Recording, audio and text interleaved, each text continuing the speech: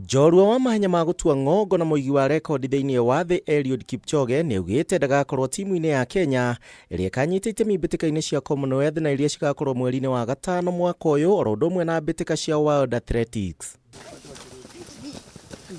Kipchoge uria ni njorua wa thi na uria weriga kuhota mbitika cia Olympics mwaka muhituku Tokyo mwaka uyu atengerete ihenya rimwe ria Tokyo na riria riga kuhota na mweri muhituku no akahinyiriria na kuga ati ndarauma kiharo-ini na ihenya. Schedule is going on well. I'm really trying to make sure that I become more fitter for another race at the end of the year. It's still in my bucket list, but before I call off the sport, I want to run the 6 world major marathons. And I don't know, I think future still bright.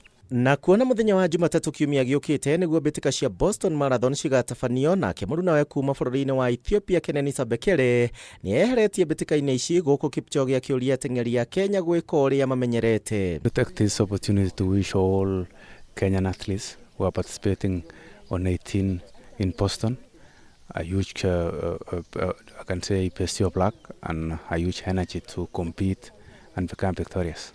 Eliud Kipchoge kwaragia na ceceni ya Kameme TV hingo ya kweruhia ngirimiti yake na ruhonge rwa ugendi rungu rwa Magical Kenya na kuria eguthie nambere na gukorwo ari barothi wa kwendia bũrũri wa Kenya. Eliud is not just a local talent. Appreciate Madam, he's a local but with a global audience, and that's the power that Eliud, as the PS said, that's the power that Eliud holds. It's good that I'm doing another partnership for another year for actually to market Kenya and see Kenya actually tell the people that we have wonderful things around inside our country.